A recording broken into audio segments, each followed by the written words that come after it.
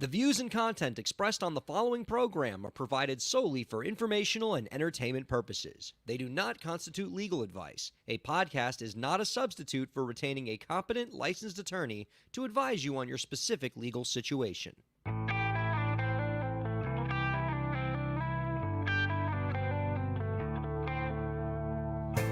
How's it going, everybody? Welcome to the show.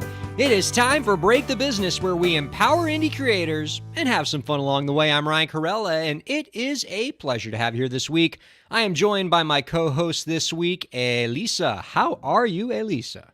Howdy. I'm all right. How are you? God, you are continuing this show's co-host winning streak of fantastic heads of hair. Tremendous. Zach Sloan a couple weeks ago had the spit curl rocking. He was looking really cool, like nice gel thing going. You rocking the high altitude, the crimson fire in your hair. I'm just so impressed. I feel like the radio audience missing out, but the Twitch audience, the Facebook Live audience is definitely getting their money's worth. So good to see you. How have you been? I missed you. I've been chill. I've been all right. It's been kind of hard at work with my sort of day job type gigs. Also kind of reworking things on the Patreon side, figuring things out as Evan is heading off to tour next month. So reconfiguring our kind of creative work and life schedules. It's a lot. But I'm excited. It's all good things. It's the good kind of busy.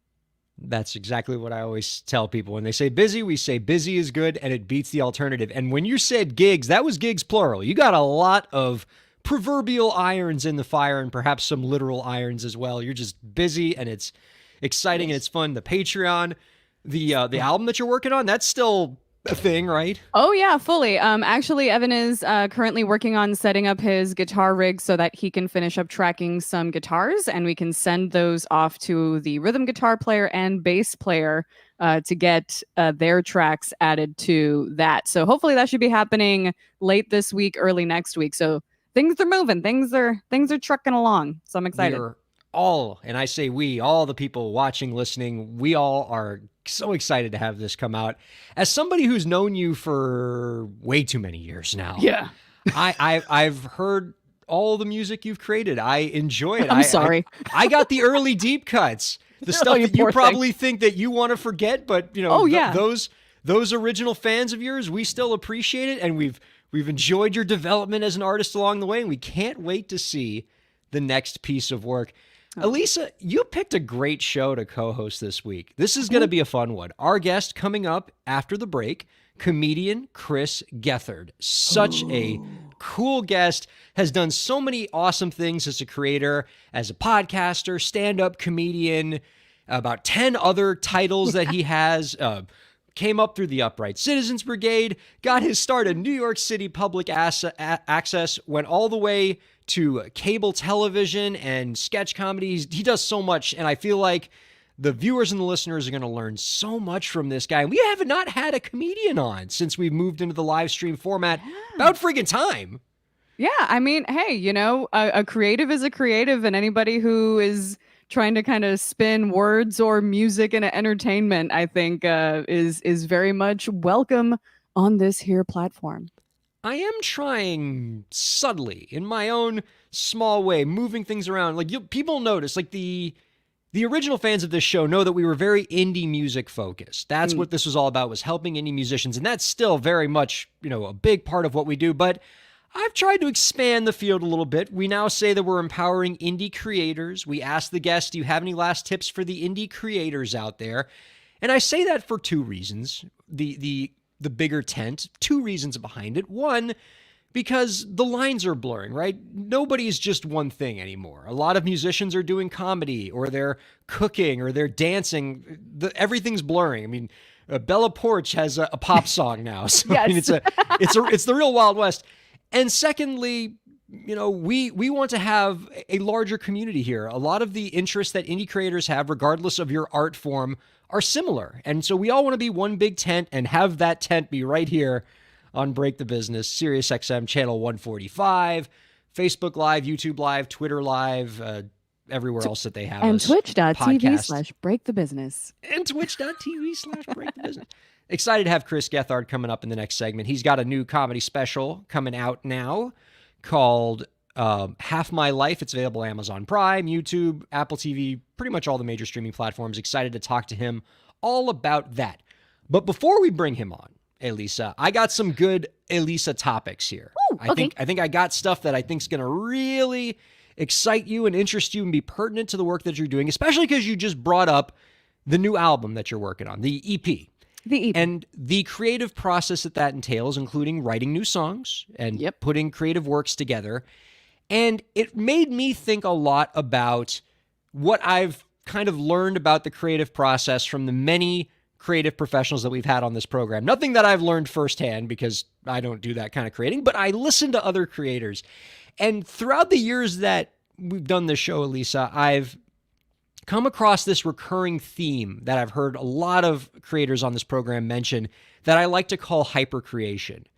The idea that your best work comes as a creator when you're constantly creating, when you're putting yourself under what could possibly be considered unreasonable deadlines to just keep putting stuff out, writing a new song every week, writing a new song every day, and what that does to your creative process. And for me, the best example of that has been a guest that we've had on this program before, Jonathan Mann, who is the Guinness World Record holder for the most consecutive days writing one song per day. I think he's at over 4,400 songs now, or something insane like that.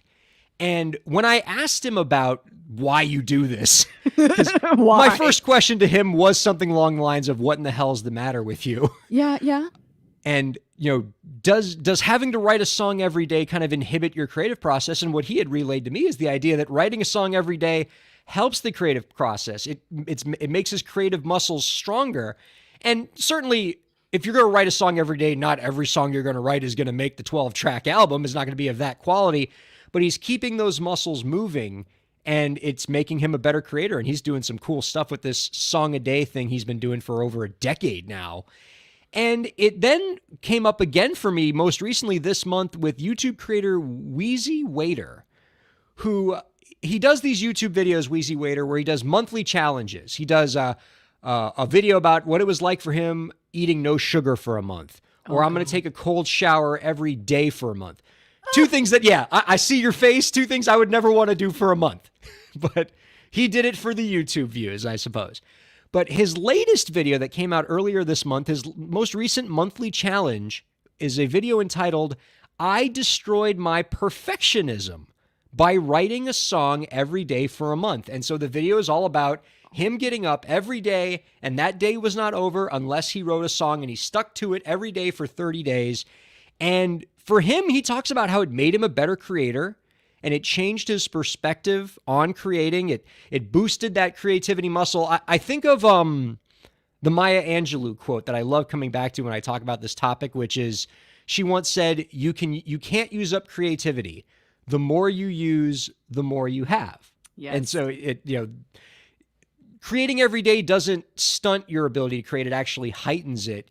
And so for him, he was very much a perfectionist songwriter. He could not move on to the next song until the first song was done, and it had to be absolutely perfect, and he would spend weeks and weeks on it.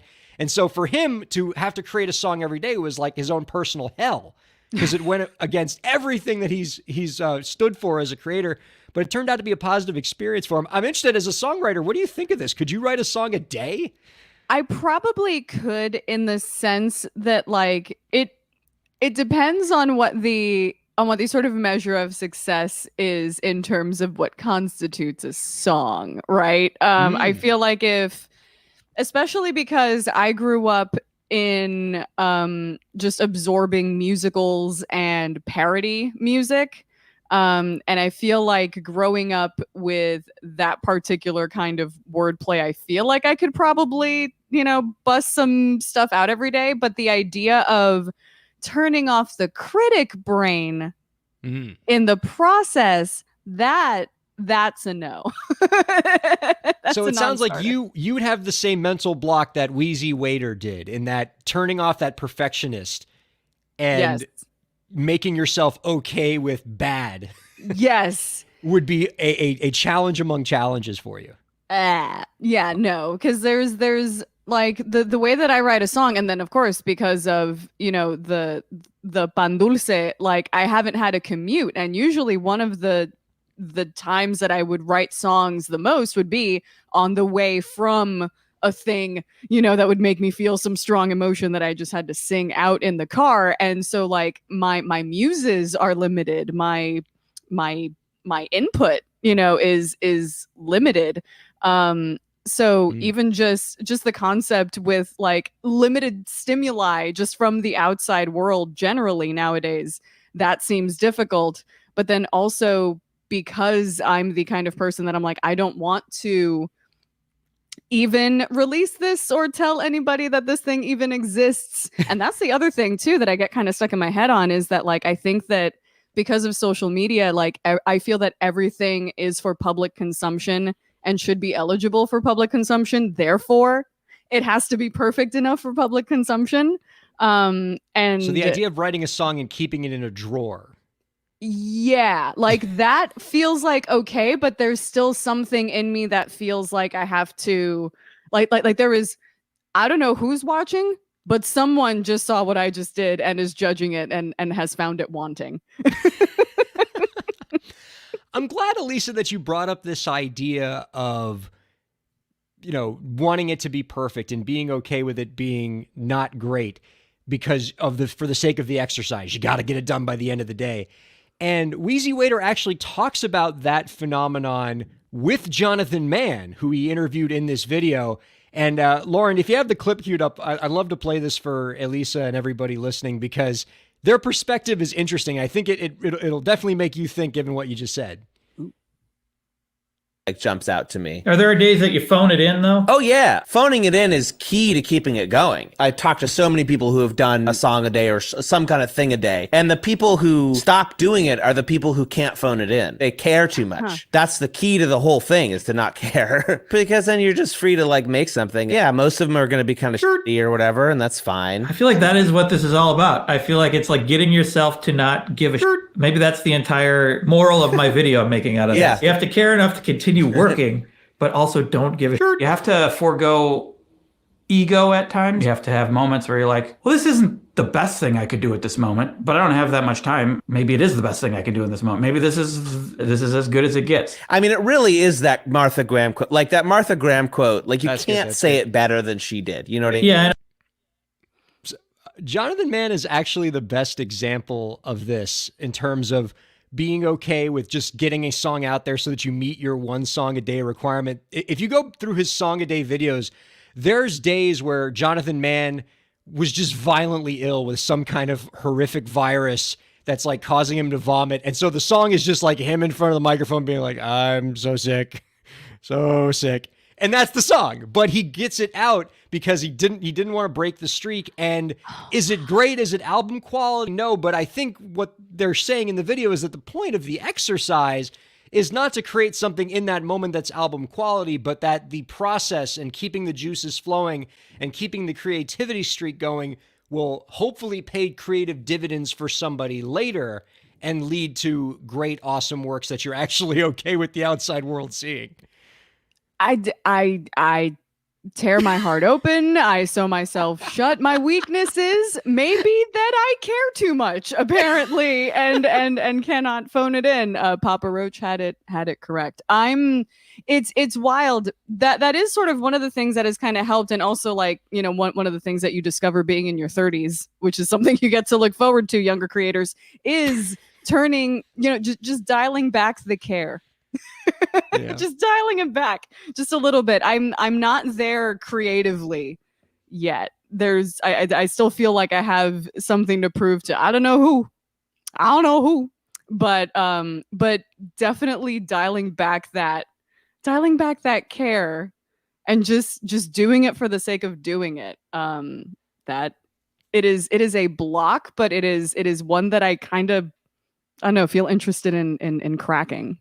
Yeah, well, and they're sort of, I mean, look, I've known you for forever, and in the time of the many things that I would ascribe to your creative process, being an outside observer of it, you're definitely a perfectionist in your creative output. And that's, that's not an insult. I mean, it's partially a knock if you go by sort of the adherence to this video. But I mean, perfectionist also means that you make sure your stuff's really, really good, and it is. But, so for you, it's a block because of the trait that makes your work so good. The perfectionism would make it hard for you to engage in a process like this, which for folks like Jonathan Mann and Wheezy Waiter allows them to become more creative and get juices flowing and unlock ideas that they wouldn't have otherwise had. I want to play this other clip for you here of Wheezy Waiter talking about what this 30-day challenge, which was excruciating for him, I don't discount that, but what it did for his creative output. I wrote 30 songs.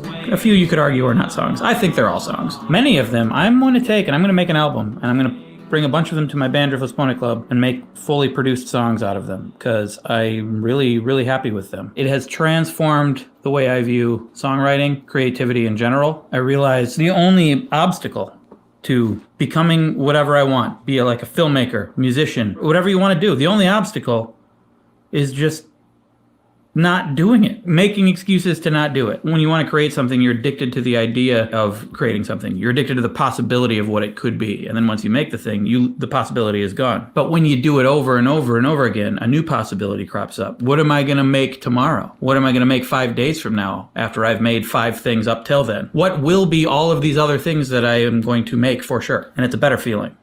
I feel great. I loved it. Just seems like such a smaller, easier task now. If you're writing a song that has lyrics, it's just some lyrics over some sounds in whatever combination you want. That's all it is. Anytime that I sit there to try to make it something specific, like this.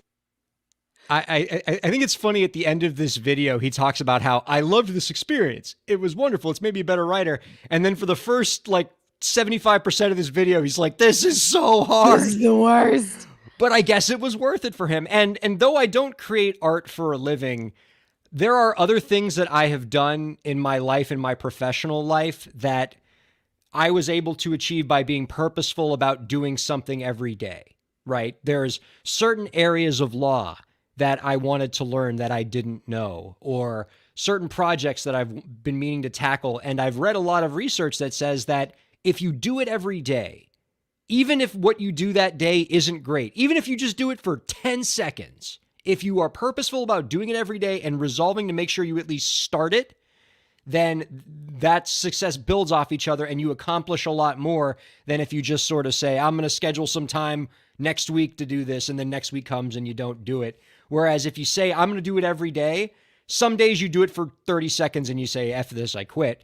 But then some days you start it and then the ball starts rolling, and next thing you know, you've knocked out 2 hours of great work that you wouldn't have otherwise done. So, I mean, I'm really endlessly fascinated by the psychology of all this. Yeah, I mean, that was something that helped me in grad school, and I'm sure, probably helped you when you were writing your own sort of thesis stuff. Is just open the file. I wouldn't know. I've blocked all that out. It was like there were days where I had to tell myself, just double click on the icon where it lives. And then just look at it. Like, I don't care if you just mess with some page numbers or something, or find a sentence, or and I think it's also sometimes with tasks too, where it's just promise yourself 2 minutes, yep. And then it turns out that once you're in that 2 minute, you're like, oh, well, I'm in the middle of a thought, or I'm in the middle of something. And then you just kind of keep going, and it keeps snowballing. Now, all of this is great advice. And then, when it comes time for me to be like, all right, I'm going to write something every day. That is yeah, but I'm tired. Or I'm not, I'm not in the right headspace. It's weird. Actually, one of the interesting things is that I've done commercial work, and done songwriting for that. And that stuff will just be I need a stinger for something for a YouTube video or something, and I'll get commissioned for that. That gets knocked out in an afternoon. Very few revisions, whatever. Feels super good, feels super pumped, see it in the video, super excited. But when it comes to something that is for my own that has my name on it, then like that is where it's like it's easier to do the mercenary work, it sounds like. Yeah. I mean, I'm a vault hunter. What can I say? All right. So I feel like you got a kick out of that story. That one lit you up. I feel like this other one's going to do it for you too, because this actually relates pretty closely to a field of yours. One of the many gigs to which you referred is your impressive and extensive background in internet marketing, social media management. And I came across this article in a minor little rag called the Wall Street Journal. By the way, I love that the Wall Street Journal is doing like cool hip articles now. Like they used to be like the stodgy newspaper that told you all about what General Motors is up to. But now the millennials run that show, man. We're having fun. Well, it's all about the creator and the influencer economy, Mm-hmm. It's our world now, baby. Ow. Headline in the Wall Street Journal: social media manager, the most millennial job, comes of age. And it's basically talking about how this field, which was once the thing that just, the youngest person in the company was in charge of, is now becoming professionalized. There are certificates for this. There's degree programs. You can get a master's in this kind of social media marketing. And, I'll just read this quote here from the article. Some 15 years after Facebook and Twitter opened their platforms to the public, social media is an established mainstream career field. There are academic programs dedicated to its practice. Workers say it's sometimes still treated as a job for rookies, both through pay grades and interpersonal dynamics from those who think that it's just not that serious. But that's changing. Those in the field see more bargaining power and more full-time roles than ever before. I'm interested in your perspective because you've worked in this role and you're great at it, but you didn't get, you've been in the game long enough where there was no bachelor's degree in this. Okay, no. Because, when we were in college, Facebook, I think, just started. So like the idea of building a career out of this was still, unheard of. And you've built a, so what do you think of the idea of the professionalization of this field, of it being a degree field? Is that even feasible to you? How long did it take for your music business textbook to be completely irrelevant once it was assigned? Yeah. Because that's literally what's going to happen to this one. Because algorithms are changing by the week. And they tend to sometimes obfuscate a lot of the things that will make a post successful. Or the only things that will make a post successful are new features that you're trying to get crammed down your throat. There is, and this is me speaking as an educator, as a sociology professor. It is very hard for me, unless it is a professor that is a digital native and understands the shifting sands within which they work. That syllabus needs to be written on a freaking Etch-a-Sketch. Because you're gonna have to be shaking it up like every week with every new feature that's added, every new social media platform that pops up. You imagine if a social media degree had spent literally any time on Clubhouse.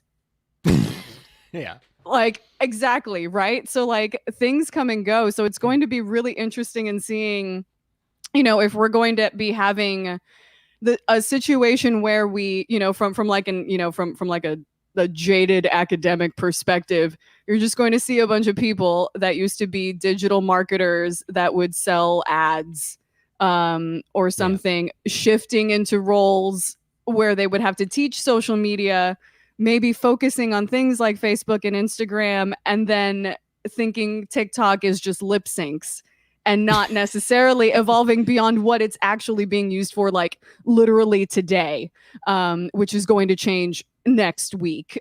So it's difficult for me as someone who has had to like craft, a 15-week course on something and have that be institutionalized and things like ordering textbooks and that whole institution. I am very skeptical. However, I will say that there is definitely a shift in the way that social media is seen as a professional platform. It is unfortunate that people still do the like social media intern thing as a joke, the same way that people used to think about gamers as being, 13-year-olds in their mom's basements. and that being the lingering joke longer than it was actually relevant. So it's cute that people are catching up now. And it is unfortunate, though, that there is still a little bit of stigma attached to it in the sense that we don't maybe see as much, or well, it's changing now, but we don't see as much sort of like upward mobility. Community management used to be the thing you did on the way to something else. It was never, the thing that was your career path was community management, social media management, which are also a bunch of different things too. It's changing, but I feel like it's every once in a while it's still, blaming stuff on the intern, and as long as that happens, it's going to keep wages and quality low. But then the idea of social media is so prevalent that you're still going to have, maybe not just millennials, but, Gen Xers and boomers still saying, can you make this go viral? And I don't know how long it's going to take for that to die off, but I don't think we're there yet. That's a great point about all this, is that it's in a lot of organizations, it is still the afterthought. And I know this, as much as you say that like companies shouldn't just be having the social media intern and then have it be the lowest rung on the ladder. A lot of companies do that because it's just, okay, it's the youngest person who knows how Twitter works. They get to run the Twitter. And that's so dangerous because the Twitter is your front face of your company. And if you don't have a professional there, if there's not guardrails to make sure that your company don't tweet something stupid with your company's trademark on it, it can be a very, very expensive tweet for your company. From the article here was a great quote on that. Quote, the stakes of making a gaffe on an institutional social media account and the ability of nearly anyone to express displeasure or outrage over controversial content through social media mean that nearly any public-facing body, from startups to the CIA, now has professionals behind its accounts. So this is an interesting conundrum that you're pointing out that companies are in, where you need somebody who knows what they're doing in that field, but you're suggesting that higher education might not be particularly well equipped in training people to be good at this field because it's changing so fast and things get obsolete so quickly. Yeah, it's just like if the and of course, I would also be wary of any, kind of like sort of fly by night offering, just like a random, certificate on social media that isn't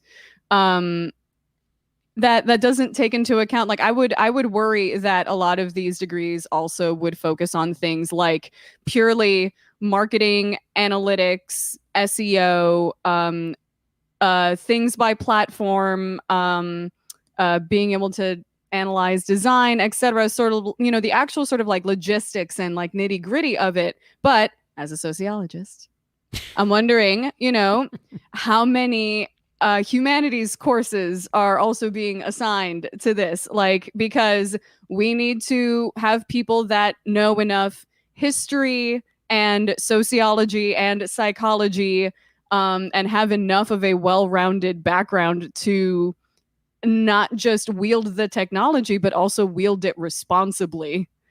Oh my God, that's a really good point, that humanities play such an important role in this. And if your social media person doesn't have their finger on the pulse of societal trends, isn't somebody that's sympathetic and empathetic to the different demographic groups that are out there.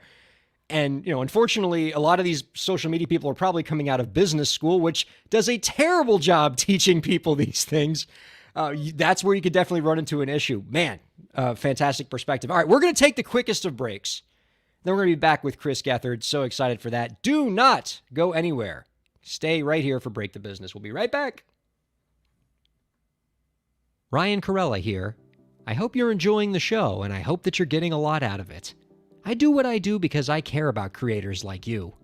A lot. I've dedicated my career to helping creative professionals, entrepreneurs, and organizations move forward. I do it by hosting this program, and I'm also proud to do it in my legal practice.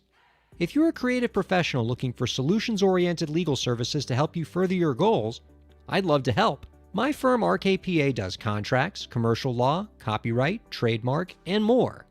Visit rkpalaw.com to learn more. That's rkpalaw.com. Ryan A. Kairalla, PA, Miami, Florida.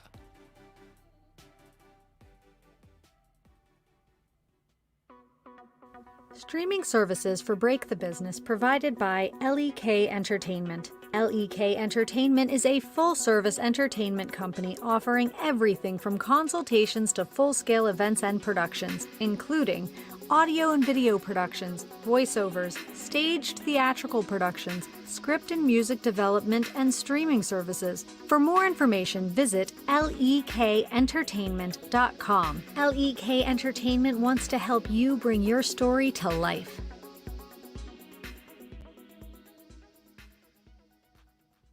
Thanks for supporting Break the Business. If you have a question or topic that you want us to discuss, email us at breakthebusiness@gmail.com. You can follow the host, that's me, on Twitter at Ryan Kair, and you can follow the show at the BTB Podcast. Be sure to subscribe to the show on Twitch, YouTube, and Facebook, and on all major podcast platforms. And now, let's get back to the show. I don't care what anyone says. I love that stupid song. It puts me in such a good mood. It sounds like one of those pharmaceutical commercial songs, but God bless. I like it. Break the Business is right for you. Well, welcome back to Break the Business, everybody, on Twitch, Facebook Live, YouTube Live, and Sirius XM Channel 145. So excited to have you here wherever you are watching or listening to us on the way too many platforms where you can do that. Let's go ahead and bring on our guest this week. He is a comedian, author, and podcaster. His talk show, The Chris Gethard Show, went from New York City public access to multiple seasons on cable.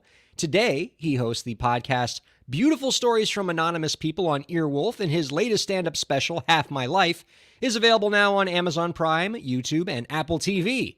You can find out more about our guest's work by visiting chrisgeth.com. Happy to have Chris Gethard on Break the Business. Hi, Chris. Hi.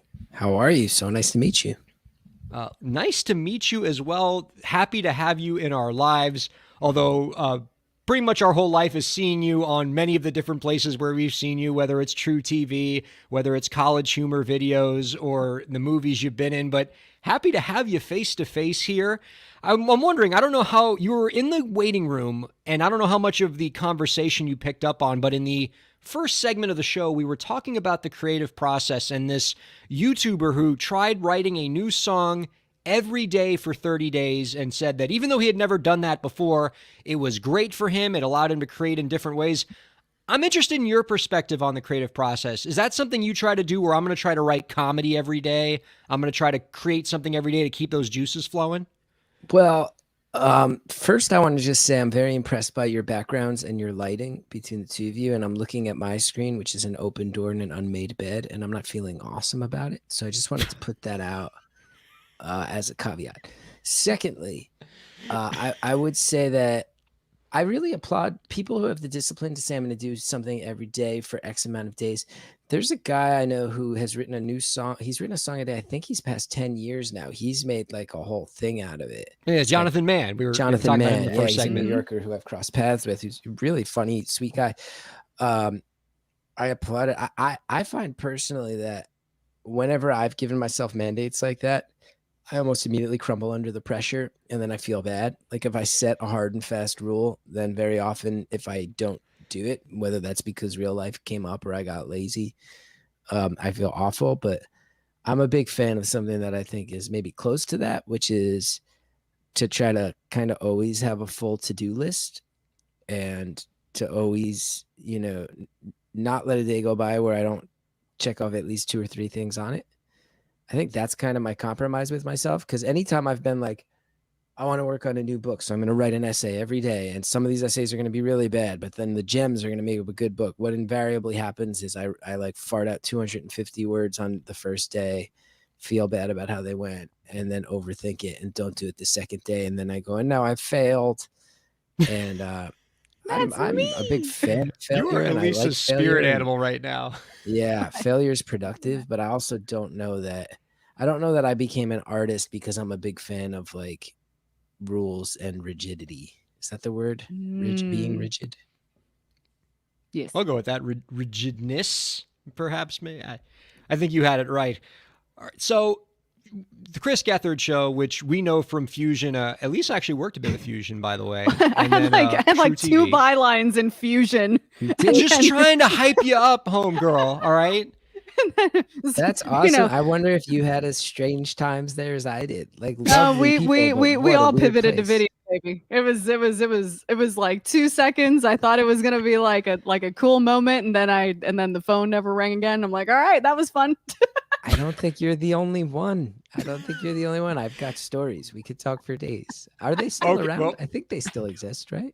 Well, look, Chris, we're from Miami, Florida originally. Oh, that's where Fusion was based. That's where Fusion was based, like just about 20 minutes from my house. So we're familiar with all of that, the whole kind of story. But is there an inside piece of info on the demise of Fusion that you could share with us? So wait, are they not curious? Around anymore? Like, is that official that I'm no longer biting a hand that fed me? Because if they're not around, I can let my guard down. I don't know. I'm not a lawyer. I'm from here, and I don't think I've seen anything Fusion related. It's probably been bought and sold so many times by now. I have no idea. I can say they were like so nice when they first started with our show. Everybody, like, they were the ones who took a chance on us. You know, we had pitched it to many networks. They took a chance, so I can never speak ill of them. It was kind of hilarious for my show, a New York City public access show, to finally get a cable opportunity on a network who stated the demographic they were chasing was English speaking millennials of Hispanic descent. Yep. And then it's like, you got a weird, sad white guy and a bunch of his friends doing a talk show too. And like, it was really a strange choice.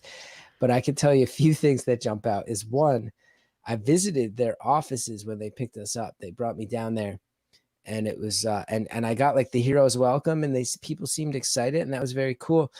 But I can tell you that they put me in a room for the day, because there were these meetings throughout the whole day. I was there for many hours, and the only thing they put in the room to eat was, and they were delicious, was like a guava based pastry. I think like a guava based Cuban pastry. But they left like one catering tray of those and then nothing else. So then I just ate them all throughout the day.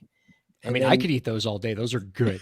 They were really good. But then a year or two later, it was after we were on Fusion, I ran into someone who was like, is it true? Like, everybody was saying when you were down there that day, you like ate every single one of those pastries. And apparently this was like the talk of the office. And I'm like, well, yeah, am I allowed to curse or no?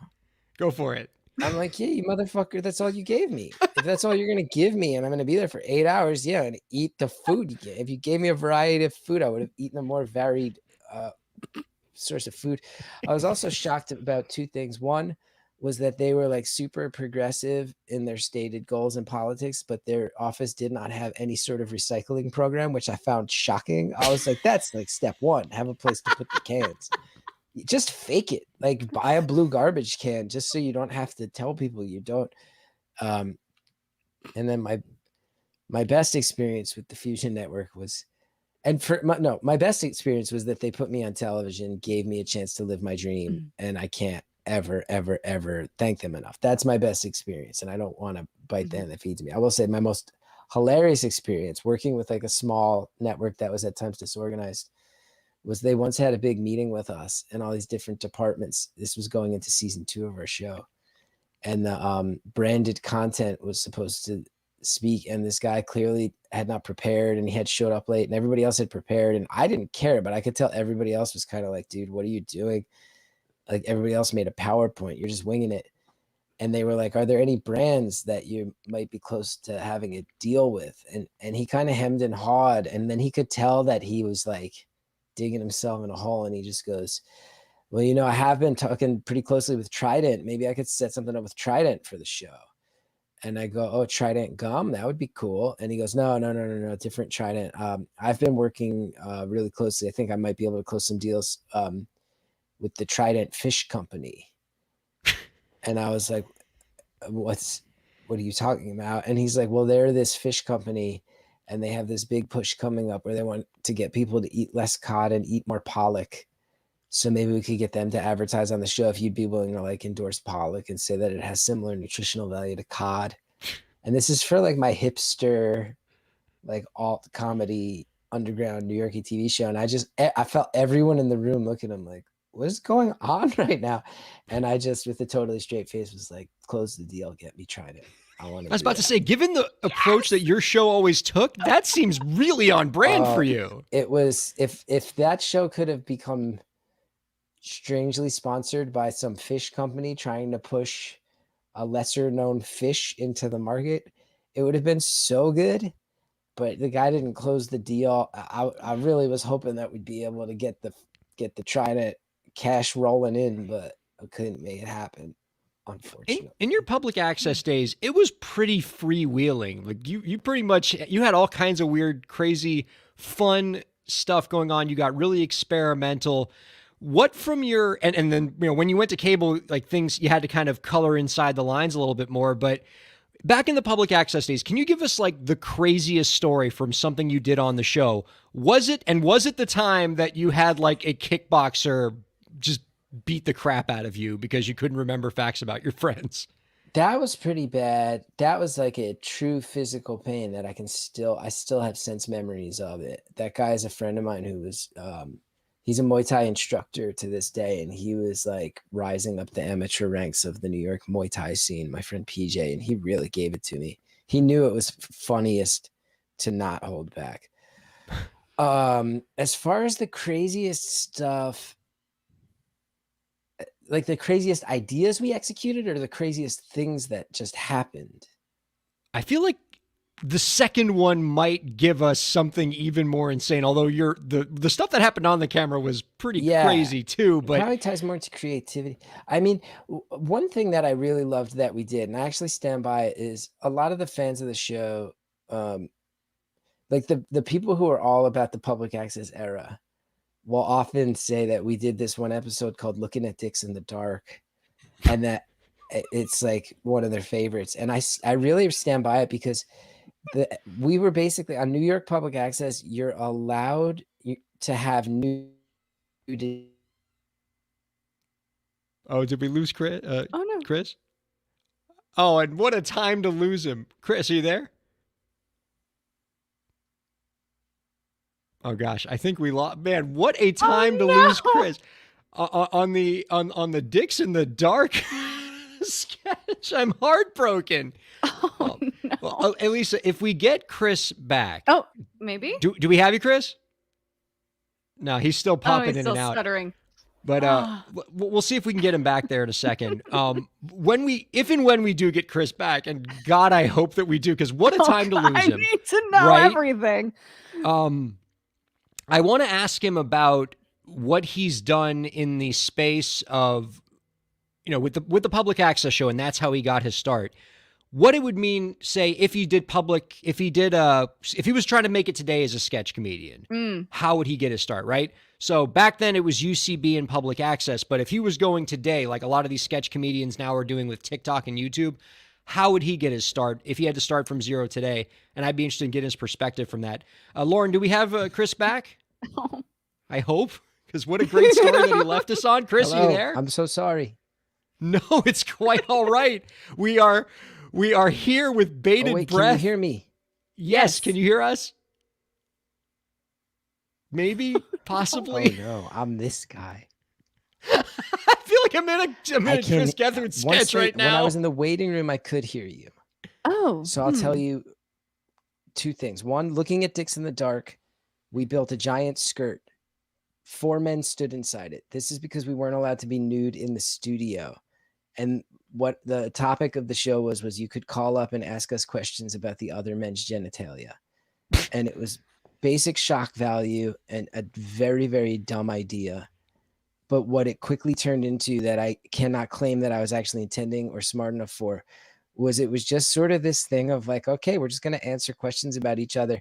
And it was like 4 dudes. And instead of being squeamish, it's like after 10 minutes, we just like answer questions. And it kind of was like, yeah, I guess like a bunch of men looking at each other, and we're not going to feel like a stigma about that. And we're going to feel body positivity and maybe like compliment each other's pubic hair trims, and like kind of became this lovely thing of like, why we're all in our 30s. Why are we going to sit here and be like, testicles? Like, let's just, bodies are bodies. So it actually became very positive.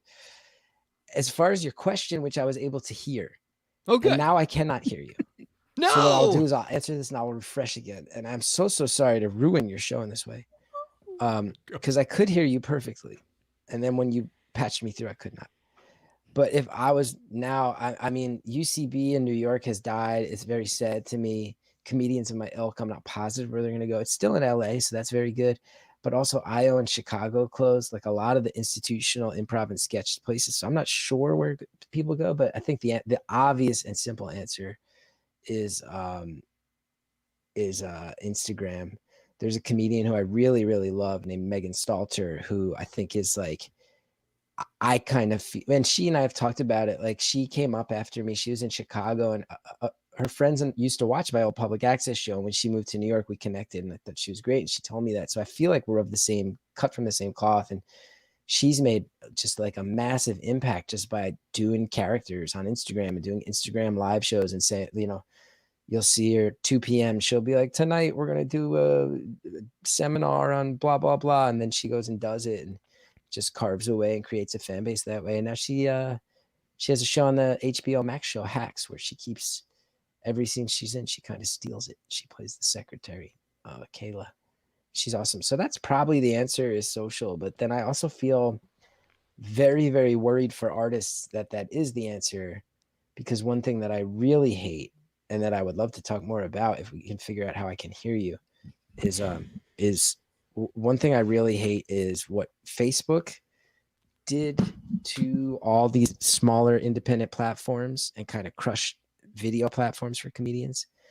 And I really hate comedians only being able to connect and build audiences through platforms that I think like Facebook owns my Facebook list. I don't own my Facebook list. You know, Instagram, that's Facebook, right? Facebook owns my Instagram friend list. I don't own my friend list. And for artists to kind of be beholden and have to chase that, I don't trust Mark Zuckerberg at all with my well-being as an artist. He's killed other platforms. He cooked.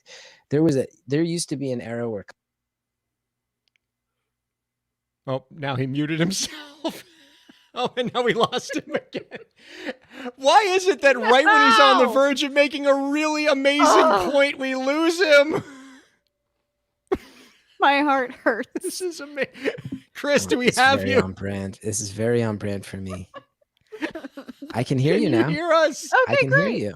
Thank God. I'm so sorry. I'm so sorry. Where did I leave off? Zuck sucks. You were trashing Mark Zuckerberg. I was, and I think rightfully, man. There was there used to be, The Onion used to do stuff, Funny or Die, College Humor. Yes, it used to be all above average. All these platforms for comedians were a lot. There was a whole generation. Like, there's a certain age fan of mine where there's people who still come up to me and quote one or two College Humor sketches, and I know the exact age they were in high school and college. And there was this thing where comedians could get acting jobs and writing jobs on these platforms that weren't like, you weren't going to make big money, but you might be able to pay your rent as an artist. And it was this step that hadn't existed before. That was a beautiful thing. Facebook comes along. People start getting huge numbers on their videos on Facebook. Everybody starts chasing Facebook. But the thing is, you have to pay to play on Facebook. They start telling you, no, not only if you want your list of fans who've signed up for your work to see it, you got to pay to advertise it. So now not only are you not making money via this work, which used to happen, now you're actually paying to play, which pay to play is an enemy phrase for any artist as soon as possible in your career. If you can get out of pay to play situations, whether that's like an open mic that forces you to, you know, in comedy, it's bringer shows. You have to bring 10 people. You have to sell 10 tickets. Musicians, there's a whole culture. Hey, if you pay to get on stage, you can be part of this showcase. And then showcase for whom? For the fucking shady bar owner who took your money. So Zuckerberg just made like a big giant thing. And then not only did that kill off those platforms that used to actually be able to provide artists with living, after all those platforms were dead, it came out that they were faking those numbers anyway. Those video numbers, everybody's getting these massive numbers on Facebook. And then they have to admit, yeah, if somebody watched it for 2 seconds on an auto scroll on their phone, they counted that as a view. So it was all a lie. And they killed a lot of artistry and a lot of artist opportunities. So yeah, I don't like them. So that does scare me that social media is the answer on how artists are going to connect with audiences, because social media, they haven't done right by artists for 5 seconds if you ask me, and I'm crusty and old and past my prime, so I'm allowed to say that now, you know? I'd be remiss if we did not take a moment to talk about your new special coming out.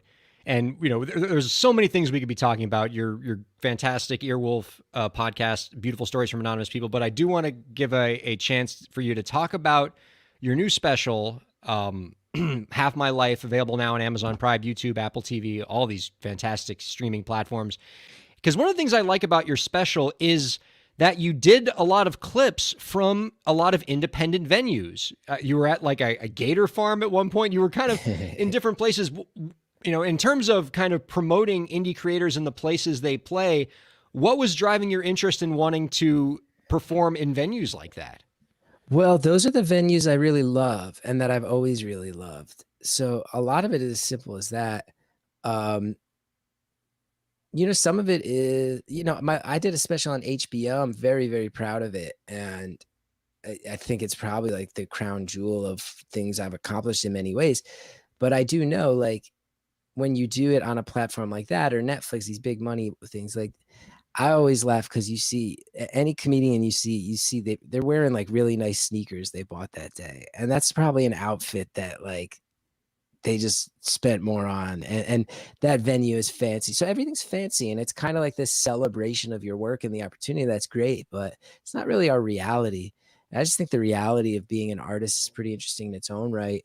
You know, to go into a room where there's 100 people, 120, 200 people, and you can make eye contact with everybody and the ceiling's low and they might talk to you and have a conversation. Like, that is the reality. And even for me, like, I had my own TV show and I had, you know, an HBO special, but the first show that we cover in the documentary is in Buffalo. And then I rent a car, I drive to Detroit. That's not a put on for this documentary. It's like what being an artist is. Like, I think people would be shocked that even artists that have attained a pretty solid level of success, like, you're very often still like, you're the one schlepping your own suitcase to the merch table and selling it yourself and hooking that Square reader into your phone, you know, like, it's a very rarefied air, in my opinion, of these artists who wind up with private jets, you know, like in comedy, it's like Kevin Hart and Amy Schumer play football stadiums and people who play arenas, but most of us, it's these little venues and there's beauty there. So I kind of wanted to show that beauty. I wanted to show the self-doubt that comes with that after all these years. And then also very important to me was a lot of times at my shows, I feel the best about moments that are unplanned. And I didn't really feel like those things could be shown in a genuine way if I just shot it in one fancy venue again. So luckily my instinct was right. And, you know, like, we have footage in Baltimore where a girl gets on stage and starts demonstrating wrestling holds on me. And like, it's a real thing. And then she reveals that her friend brought her to the show and she's never heard of me before. And like, that's so funny to me that I'm getting like physically beaten up on stage by someone who's not a fan, whose friend dragged them along. Like, that's just so funny.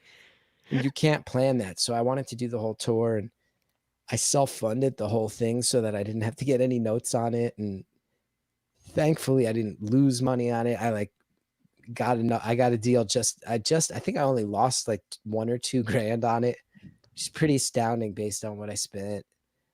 So yeah, I wanted to do it my own way. I wanted to show the realities of my life and wanted to kind of open it up so I might be able to get some footage of some of the unpredictable stuff. And I think it checked all those goals. You know, it's not a perfect special and it's rough around the edges. And you'll hear, like, I couldn't afford a dedicated sound team. So we were just like local, like, all right, who has lav mics in Baltimore? Let's find them on Craigslist and hire them. It was like that type of thing. So the sound is kind of different from thing to thing, but I think it has a lot of that grittiness and it's a little rough around the edges, but people could tell it's because it's the real deal. It is what it's claiming it to be. And I'm just trying to show a little bit of reality. And there's a lot of jokes in there too. And it's in stark contrast to the conventional way that a lot of these Netflix specials are being done by other stand-up comedians, where everything is super polished. It's not even one camera anymore. It's always multicam now with these things. It's a lot of production, a lot of pomp and circumstance. And what you're saying is a lot of those comedians that are doing these specials, with the exception of the Kevin Harts and folks like that, but just the next tier of stand-up comedians, they're doing that really polished special on Netflix. And then the next week they might be at a hole in the wall again because that's the reality of the life. Oh, I think undoubtedly most of them are. And I say that with great pride in that being my life too. Like, I think in my experience, comedians and musicians share a real bond. Mm-hmm. And then I also feel like pro wrestlers, weirdly, whenever comedians and pro wrestlers mix and musicians and pro wrestlers, yes. There's this sort of like, and I have like a good friend of mine who's a juggler I see from time to time, like actual circus performers. Like, it's a little bit of a carny lifestyle, it's a little bit like, all right, the show in Detroit's over. So I get on that plane at 6 a.m. and I have a transfer in Minneapolis so I can get to the next one. And it's sawdust on the floor, and it's no one's going to do the work for you. So you go and you get it done. And, those Netflix, they're nice. They're like these, like I said, these shiny things, and your parents get to be proud of you, and you get to show yourself working at a level you have earned. But even the best comedians, I think, many of them still are at a point like myself where I am playing small venues. And a lot of us still romanticize it too. And I could talk forever too about Netflix and how dangerous they are for comedy, but that's a whole other thing too, Oh my God, that's a great jumping off point. Why are we at the end of the show? We have to have you back, Chris. I know you're probably really busy with the rollout of this, but I'm in a mood. You can tell. Netflix. I know. Put out 200 specials a year, man. See, it's the damn radio show that we have now. If we weren't radio, we could just go for hours and hear your stories. But now we're in a damn time slot. It's like what you had to go through when you moved to cable. This is wildly frustrating. Find out more about our guest work. My computer froze 19 times. My bad on that. That made it even better. Find out more about our guest work by visiting chrisgeth.com. Our guest is Chris Gethard, comedian. Check out his latest stand-up special, Half My Life. It's available now on Amazon Prime. Chris, before we let you go, one last question that we ask all the guests who come on our program. Do you have any last tips for the indie creators out there to help them move their careers forward? Yeah, I guess the main thing I would say is other people's success has nothing to do with your success or failure. Like if someone else gets a thing you were gunning for, it doesn't mean you were going to get it if they didn't. So just be happy for them, especially if they're a friend and they've also worked hard. The other thing I would just say to all creators out there of whatever level you're at is it's hitting a point where it's on us to start taking back the initiative to do things the right way. I'm like tired. I fired my old agents with my new ones. I'm no hero, man. And there's other people who do this better than I do, but I'm like, if you can avoid Ticketmaster fees, avoid them. If you can play a venue that's independent and not tied into some massive company, go with the art space. Even if you make a little bit less, if you can do an all ages show instead of 21 plus, do it. And especially this whole idea of things being indie or alt, like if you're like an alternative comedian or an alternative musician, and you're still playing a venue that charges your audience $40 a ticket and 2 overpriced drinks, like what are you the alternative to? What are you the alternative to? So step up and do it the right way. I'm tired of indie and alt being an image instead of a set of ethics. It needs to stop. It needs to stop. These cool kids it needs to stop. Oh my gosh. I'm very tired. Fire over here. Yeah, we could go all night. Heaters. This has been an absolute treat, my man. Like, look, anytime you want to go on one of these rants again, like we will. No one whoever we have booked that cares week, about my opinions anymore. This guy does. This girl does. We'll bump whatever guest we have to have you come back.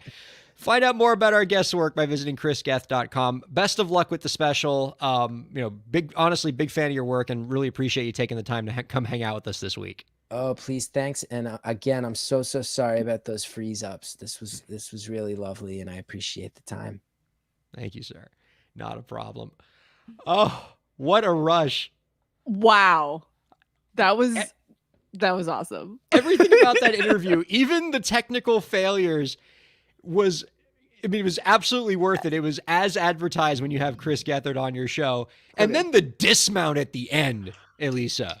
Church. Fire, flames, so good. Oh. Yeah. Well, our thanks to Chris Gethard for joining us this week. Be sure to check out our show next week. I have another great guest. Entertainment attorney Mitra Ohorian is going to be joining us. She is fantastic. One of my favorite entertainment lawyers. Excited to get to talk to her for the first time. And so many great episodes coming up. Please don't go anywhere. You're going to love the show. Elisa, thank you so much for joining me this week. This has been a treat. Always love talking to you. Always love being here, Ryan. All right. And thank you all for watching Break the Business, listening to Break the Business.